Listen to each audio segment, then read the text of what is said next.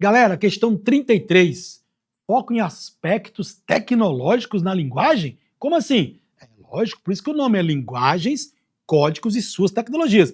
É esse o nome que vem na prova do Enem. Para trabalhar as linguagens sobre múltiplos aspectos, inclusive a linguagem que te usa no dia a dia nas tecnologias da linguagem. Vamos para o enunciado?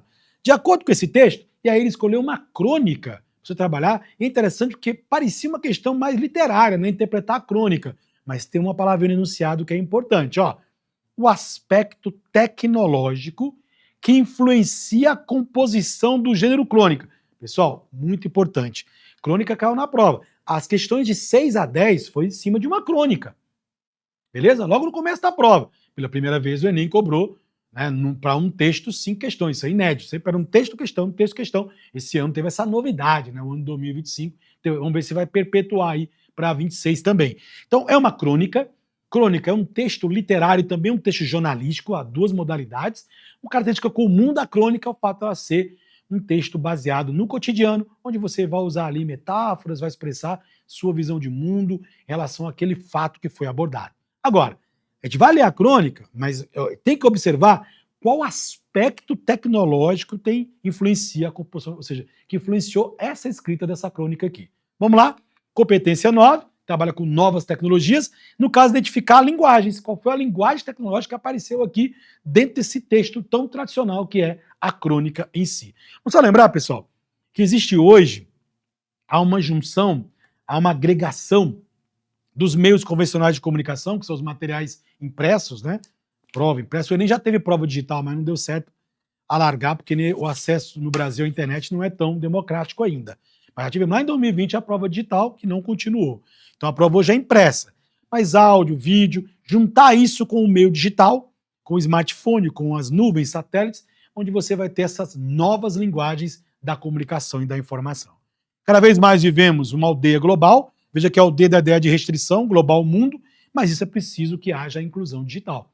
Parece que sim, mas ainda temos muita gente, vários municípios do Brasil que sequer têm um acesso razoável à internet. Quando você viaja por aí, você percebe a diferença, né? Então é preciso lutar por esse engajamento. Outro tema importante são o termo TEDx, Tecnologias Digitais da Informação e da Comunicação. Ferramentas que a gente vai usar nos meios tecnológicos para aprimorar nosso processo de escrita, de aprendizagem, assistir essa aula, por exemplo, né? Gerar aulas por IA, questões, são ferramentas digitais importantes na comunicação que são usadas no dia a dia. Então, só um apanhado geral. Vamos agora para o texto, tá? Muitos pensam que a narrativa curta é o exemplo da crônica, assim como o conto são narrativas curtas, é sinônimo de conto, perdendo de vista gêneros que, por tradição ruim, continuam à margem da nobreza. Acontece que o conto tem uma densidade específica, centrando-se na exemplaridade de um instante da condição humana, sem que essa exemplaridade se refira à valoração moral, já que em grande mazela pode ser muito bem exemplificar uma das nossas faces. A crônica não tem essa característica. Então ele começa o texto já diferenciando o conto, tem um núcleo temático específico, tá? Da crônica, que vai se basear no quê? Uma marca circunstancial do cotidiano, feita pelo narrador repórter. Faz um flagrante ali, ó. Relata um fato para muitos leitores que formam um público determinado. Muito bem. Primeiro parágrafo, uma diferenciação entre conto e crônica, que em comum são textos curtos. Mas que público é esse? Sendo a crônica uma soma de jornalismo e literatura, daí a imagem do narrador repórter, dirige-se a uma classe que tem preferência pelo jornal em que ela é publicada, o que significa uma espécie de censura ou pelo menos de limitação. A ideologia do veículo... agora vamos lá. Qual é o meio que a crônica é mais comum? Nos jornais. E dependendo do jornal, pode ser que ele aceite crônica A ou crônica B, porque, obviamente, tem aí ideologias envolvidas. E tem os interesses dos seus consumidores, também dos donos do jornal, direcionados pelos proprietários dos periódicos. O conto não tem esse problema, porque conto vai ser livro, qualquer um pode ter acesso. A crônica também poderia ser livro, né? Os autores publicaram. Pelos editores-chefes da redação. Ocorre ainda o limite de espaço. Então a crônica já é um texto curto, pode ter que ser menor ainda, porque depende do espaço que vai ser dado no jornal para ela poder ser colocado na revista.